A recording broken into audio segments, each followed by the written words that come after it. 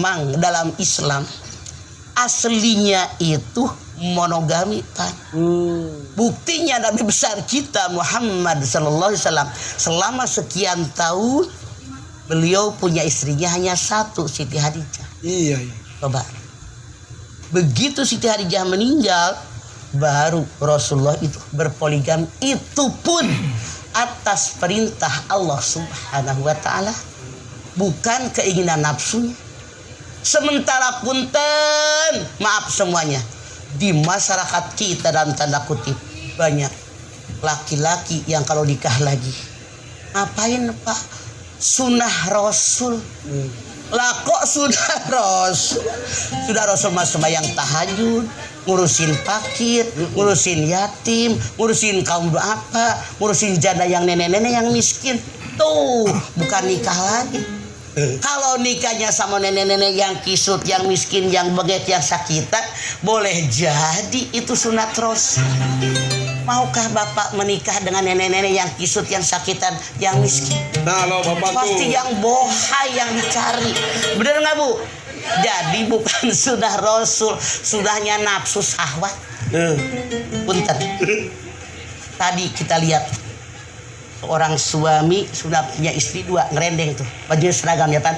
Mama lihat nikah dengan yang ketiga, betapa mesranya. Alhamdulillah, memang Al-Quran kan yang namanya rukun iman ada berapa? 6. Di antaranya percaya kepada kitab. Masya Allah, isi dalam kitab Al-Quran di antaranya An-Nisa ayat 3. Fankihu ma'tau balakum minal nisa'i masna wa thulatha wa ruba'.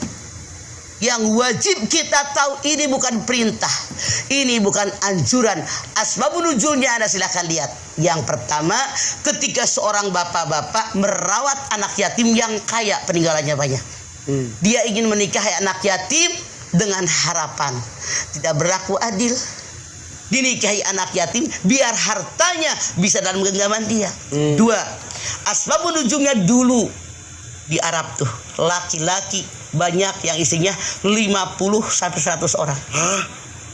Dibatasi oleh Allah Subhanahu wa taala maksimal 4 orang. Lagi, punten. Ini bukan perintah, ini bukan anjuran. Asbabun nuzulnya seperti itu. Nah, kan saya bilang kepala sama hitam pendapat berbeda-beda. Betul apa betul? Kita semua perempuan. Kita semua istri. Saya mantan istri. Masya Allah, rasanya kalau suami diambil orang, rasa cemburu pasti ada. Cuman kembali, kan peribahasa mengatakan, demi orang yang aku cintai, kurelakan apapun yang terjadi. Yang penting kamu bahagia. Cinta tidak wajib memiliki. Makanya kalau orang yang kita cintai dia senang, dia bahagia, katanya kita ikut bahagia. Iyalah. Kalau suami pengen punya yang muda daripada bininya yang udah rada kisut, hampir nih kisut beneran. Pengen yang segeran lagi, kalau istrinya rela, monggo silahkan. Bahkan saya banyak melihat, menyaksikan, tidak sedikit istri yang pertama yang mencarikan yang kedua. Iya. Istri yang kedua mencarikan yang ketiga. Kalau Anda mau, bahkan nikahnya pun diatur sama istri yang pertama sama yang kedua. Kayak tadi. Masya Allah. Hebat, luar biasa. Tapi kembali kepada individu kita. Kembali kepada kebutuhan kita. Kembali kepada cara menerima kita. Kalau Anda mau menerima, mangga, silahkan. Kalau Anda setengah tiang, di tengah-tengah, nerima kagak, nolak juga kagak, silahkan. Tapi yang salah kalau Anda tidak mengimaninya. Soal Anda mau atau tidak dipoligami, yang kedua, yang ketiga, seterusnya, itu urusan pribadi Anda.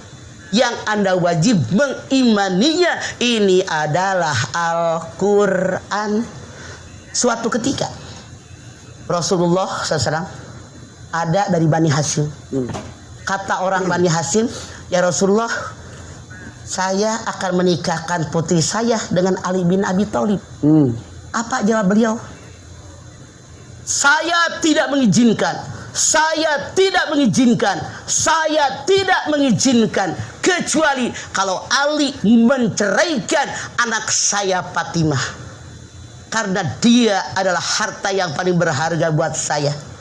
Kalau dia galau, saya ikut galau. Kalau dia sedih, saya ikut sedih. Punten. Kalau ada laki-laki yang mengatakan laki-laki nikah 2, 3, 4 sunnah Rasul, bukan. Kenapa Rasul menikah dengan perempuan itu? Itu perintah Allah. Kayak menikah dengan Siti Aisyah biar Islam makin kuat dan seterusnya, itu ada sejarah. Tapi punten sekali lagi, Rasul sendiri menyayangi putrinya. Sehingga apa 3 kali? Saya tidak mengizinkan, saya tidak mengizinkan, saya tidak mengizinkan 3 kali. Begitu banyak keluarga, tetangga, jamaahnya Rasulullah SAW yang ngadu sama beliau kalau di madu itu tidak nyaman. Rasul mengatakan, kalau anak saya galau hatinya, saya ikut galau. Kalau anak saya sedih, saya ikut sedih. Saya tidak ingin itu terjadi. Dia belahan jiwa saya. Tuh.